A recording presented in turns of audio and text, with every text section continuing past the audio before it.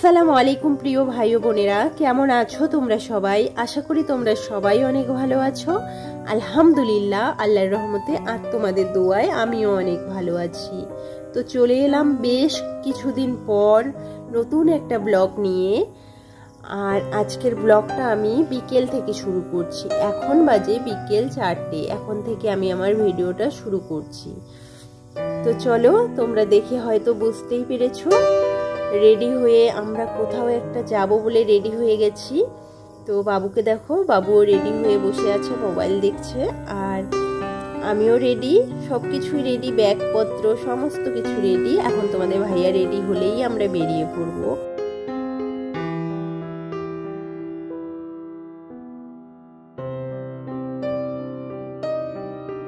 তো বন্ধুরা, এখনই বেরিয়ে পড়বো। আর তোমরা হয়তো ভাবছো হঠাৎ করে ব্যাগপত্র নিয়ে কোথায় যাচ্ছি। আসলে আমি যাচ্ছি মায়ের বাড়ি। ঈদ হয়ে গেছে, অনেক দিন হয়েছে, কিন্তু মায়ের বাড়ি যাওয়া হয়নি। বারবার ফোন করছে যাওয়ার জন্য, তাই। আর বাবুর স্কুলটাও খুলে গেছে, যেহেতু যেতে পারছি না। আজ যাই কাল যাই করে অনেকটা দিন হয়ে গেল কিন্তু ঈদ হওয়ার, আর আমি এখনো পর্যন্ত যেতে পারিনি। তো বাবুর স্কুল 3 দিন ছুটি পেয়েছি। তো ভাবলাম চলো এই 3 দিন মায়ের কাছে কাটিয়ে আসি। তো রেডি হয়ে গেছি, বেরিয়েও পড়েছি। তোমাদের ভাইয়া কিন্তু আমাকে রেখেই চলে আসবে। তো দেখো, আমরা চলে এসেছি অনেকটা রাস্তা।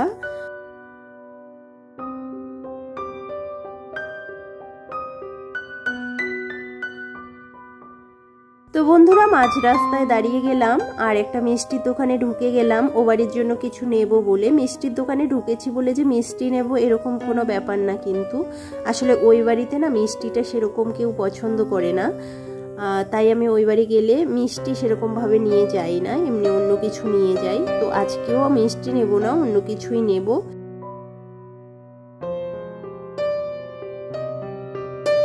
বন্ধুরা, এখানে আমাদের কেনাকাটা কমপ্লিট, আর কোথাও দাঁড়ানোর নেই, সোজা চলে যাব। আর এখানে কি কি কিনলাম তোমরা তো দেখতেই পেলে। আর আমি দইটা কেন কিনলাম বলে তো তোমাদের বলেই দিই। আসলে আমার আব্বার না দই অনেক পছন্দের একটা খাবার, তাই আব্বার কথা ভেবেই দইটা নেওয়া। তো চলো, তোমরা ভিডিওটা দেখতে থাকো। একদম কথা হচ্ছে বাড়ি গিয়ে। ততক্ষণ তোমরা ভিডিওটা দেখতে থাকো, আশা করি ভালো লাগবে।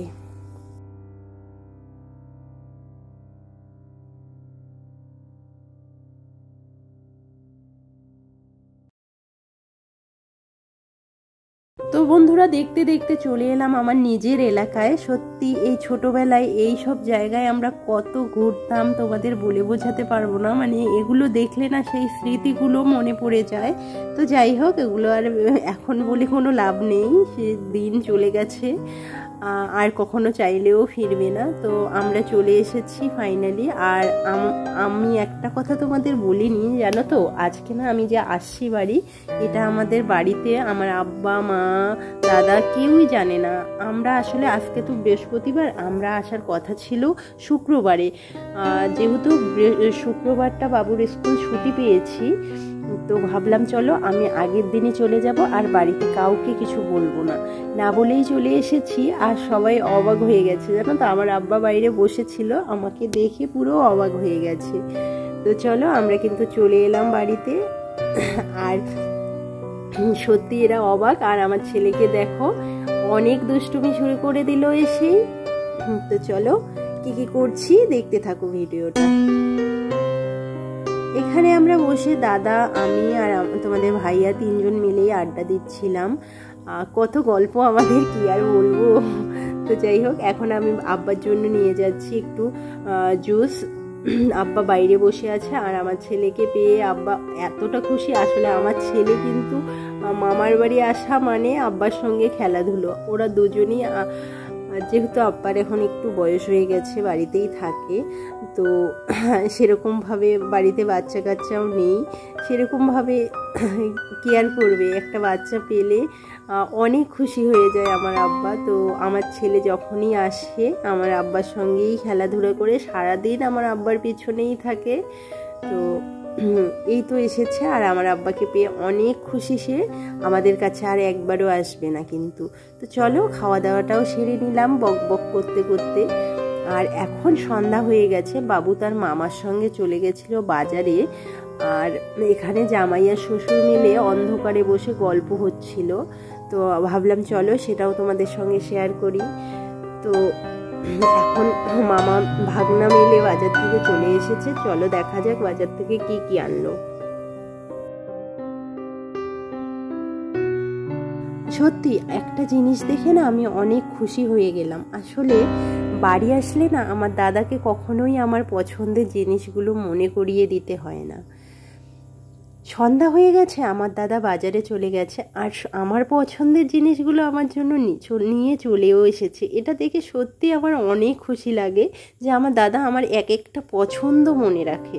আসলে পছন্দটা জানা স্বাভাবিক, যেহেতু একসঙ্গে বড় হয়েছে ছোট থেকে, কিন্তু সে পছন্দগুলো যে এত সুন্দরভাবে মনে রেখে সঠিক সময়ে ব্যবহার করে, এটা দেখে আমার সত্যি অনেক ভালো লাগে। আর সত্যি এটা বোধহয় একটা ভাগ্যের বিষয় যে একজন দাদা এরকমভাবে যে সবটা মনে রাখতে পারে।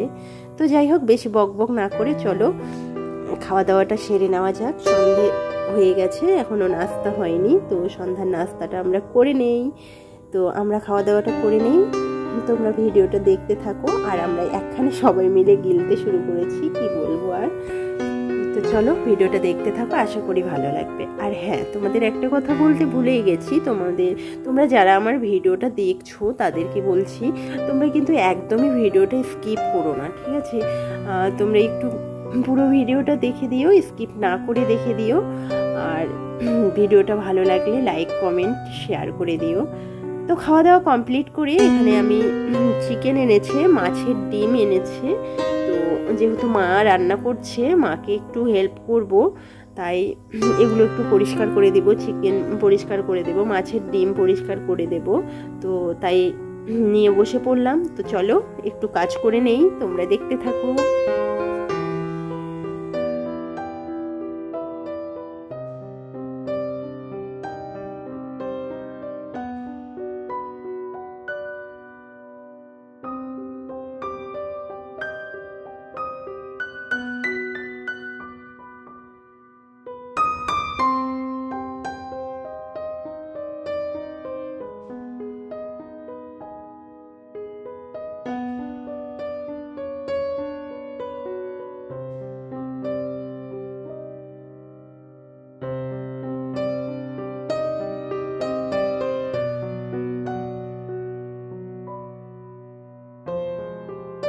বন্ধুরা, কাটাকাটি করতে করতে হঠাৎ শুনি যে বাইরে সাপ বেরিয়েছে। আসলে আব্বা উজু করে নামাজ পড়তে যাচ্ছিল মাদ্রাসা ঘরে, তো হঠাৎ রাস্তায় দেখে একটা সাপের বাচ্চা। তো দাদাকে ডাকছিল যে সাপ বেরিয়েছে। তারপর আর কি দাদা গিয়ে তো সাপটাকে মেরে ফেললো। আসলে এটা কি সাপ বোঝা যাচ্ছিল না, খুবই ছোট, ক্যামেরায় একটু বড় লাগছে কিন্তু খুবই ছোট সাপের বাচ্চা এটা। তো কি সাপ বুঝতেই পারলাম না। তো যাই হোক, সাপের বাচ্চাটাকে কিন্তু মেরে ফেললো। আর এখন এটা নিয়ে একটু দূরে ফেলে দিয়ে আসবে। তো চলো, আমি ভাবলাম চলো এটাও তোমাদের সঙ্গে শেয়ার করি। আর আমার আব্বা কিন্তু লাইট মেরে মেরে বারবার দেখছিল, আসলে চেনার চেষ্টা করছিল সাপটা আসলে কী সাপ, কিন্তু বোঝা যাচ্ছিল না, কিছুই বোঝা যাচ্ছিল না। আসলে খুবই ছোট সাপটা, তাই বোঝা যাচ্ছিল না।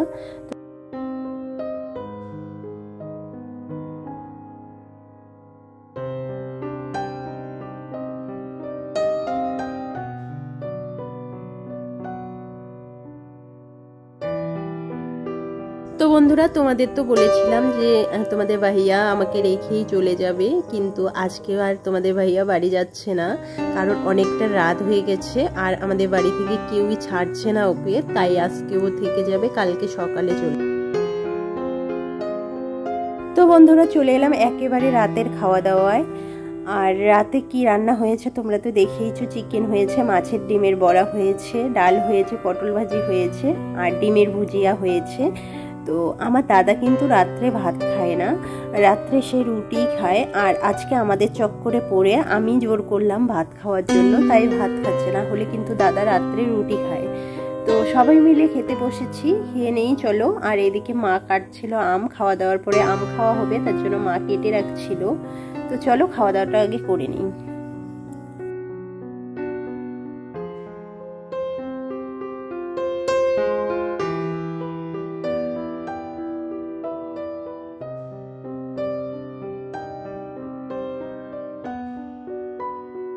তো খাওয়া দাওয়ার পরে আম খেতে বসে পড়েছি। আর আম খেতে খেতে একটু হাসি হয়ে গেল, কারণ আমি আর দাদা মিলে দুজন দুটো আমের আঁটি নিয়েছি। এবার কে সব থেকে বেশি পরিষ্কার করে আমটা খেতে পারে, মানে আঁটিটা একদম পরিষ্কার করে কে বেশি খেতে পারে, ওটা আমরা দেখতে চাচ্ছি। আমার দাদা বলছিল আমি একদম ভালো করে চুষে পরিষ্কার করে খেয়ে নেব, তুই পারবি না আমার মতো করে।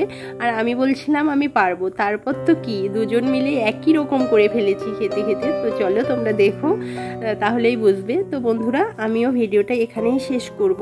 ভিডিওটা তোমাদের কেমন লাগলো অবশ্যই জানিও। আর যদি কোথাও ভালো লেগে থাকে লাইক করে চ্যানেলটিকে অবশ্যই সাবস্ক্রাইব করে দিও। আর হ্যাঁ, অবশ্যই আমার পাশে থেকো, আমাকে সাপোর্ট করো। দেখা হবে নতুন কোনো ভিডিওর সঙ্গে। আর হ্যাঁ বন্ধুরা, তোমাদেরকে আবারও একটাই অনুরোধ রইল, তোমরা কেউ আমার ভিডিওটা স্কিপ করে দেখো না, সবাই একটু পুরো ভিডিওটা দেখে দিও। তো চলো এখানেই ভিডিওটা শেষ করলাম। তোমরা সবাই ভালো থেকো, সুস্থ থেকো, নিজের খেয়াল রেখো। দেখা হচ্ছে নতুন ভিডিওর সঙ্গে। আল্লাহ হাফেজ।